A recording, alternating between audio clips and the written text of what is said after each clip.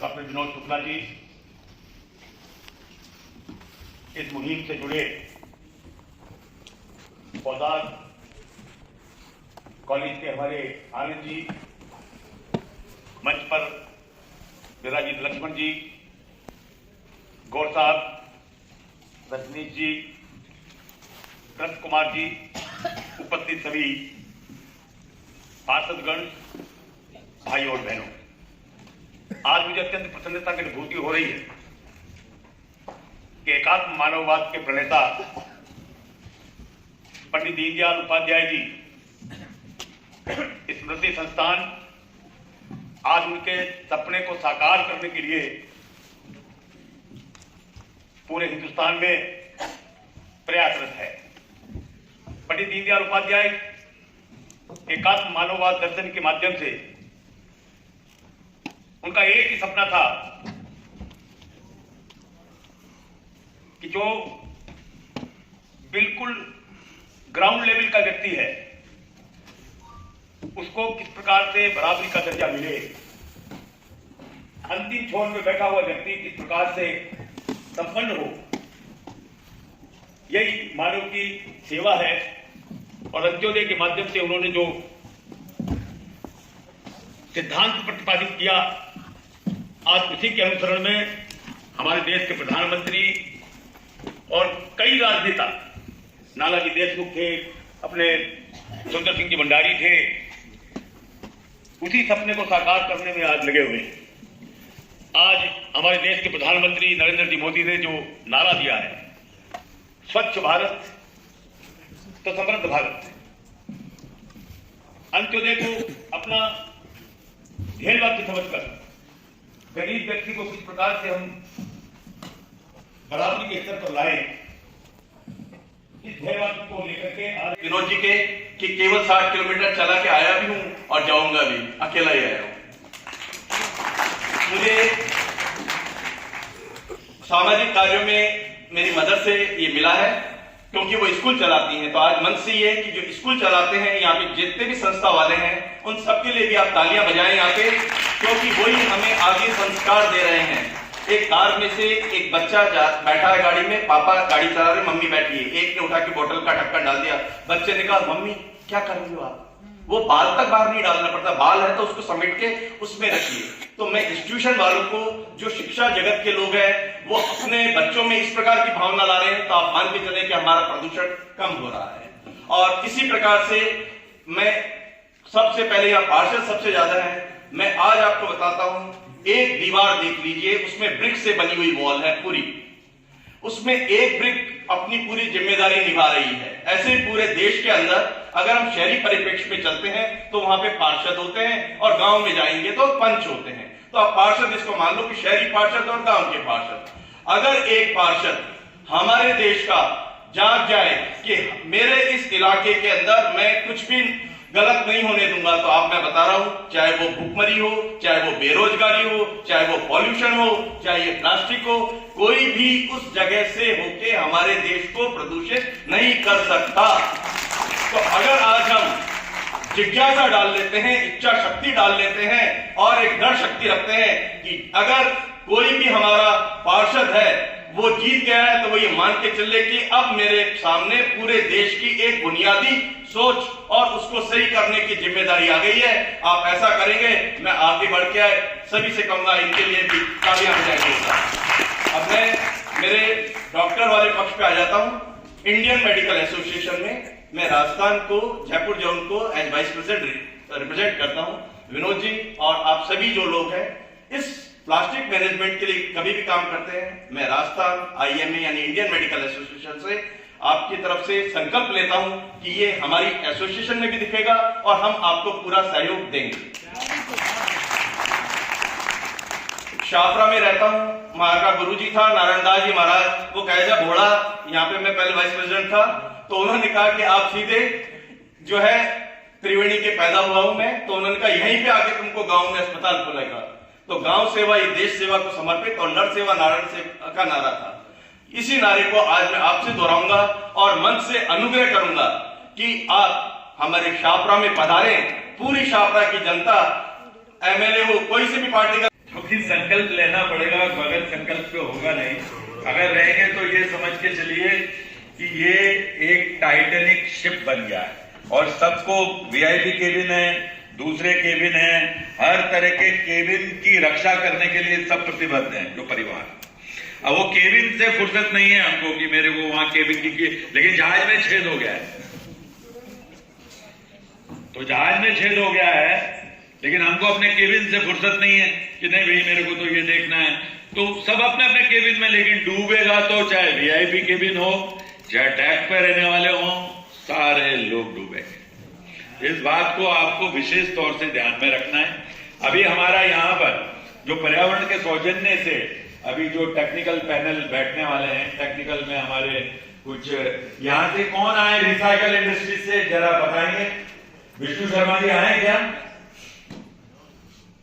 तो recycle industries को हम इसलिए सबको साथ लेके चल रहे हैं कि लोगों लगा प्लास्टिक को हटा दो, प्लास्टिक को मिटा दो, लेकिन प्लास्टिक जब तक पेट्रोल रहने वाला है, तेल रहने वाला है, प्लास्टिक नहीं हटेगा। प्लास्टिक को रीयूज, रिसाइकल, रिफ्यूज, रिड्यूस कैसे कर सकते हैं, ये शिक्षा प्रणाली में हमको लेके आना पड़ेगा और ये सबको ज्ञान देना पड़ेगा और समझना पड़ेगा। और दूसरी समस्या ये है सेग्रीगेशन की। हमको सेग्रीगेशन, पूरे विश्व में प्रॉपर सेग्रीगेशन होता है, लेकिन सेग्रीगेशन ही नहीं है। जैसे यहाँ कैटर्स से आए, कोई कैटर्स से, कैटरिंग से कोई आए क्या? कैटरिंग से भी बुलाए थे, लगता है शादियों में सब कैटर्स बिजी हो गए, शादी भी शुरू हो गए, शायद शुरू हो गए। और अपनी नगर निगम से टीम आने वाली थी, तो नगर निगम से कोई टीम आई है क्या? टेक्निकल टीम का लेटर भी आया था, मिलेंगे।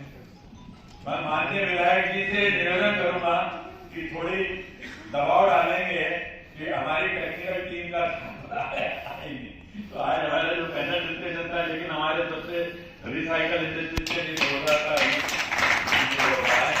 और यहाँ पर एजुकेशन से हमारे आनंद पोदार जी हैं जो शिक्षा के हिसाब से, तो हमारे अलग अलग रहेंगे। और यहाँ पर जो कृष्ण कुमार गर्ग जी हैं जो कि अपने IFS, अपने रिटायर्ड फॉरेस्ट ऑफिसर है, तो ये भी अपने पर्यावरण के बारे में जानकारी देंगे। तो इस तरह से डिस्कशन होगा। तो अभी इसके बाद में मैं अपनी वाणी को विराम देता हूँ। बस एक आपको जो संक्रांति की बहुत बहुत शुभकामनाएं। एक शेर के साथ, यूं ही हंसते रहो, मुस्कुराते रहो, कांटों में भी खुशियां लुटाते रहो, मिट जाएगी निराशा की हर घड़ी, बस आप लोग आशा के दीपक जलाते रहो।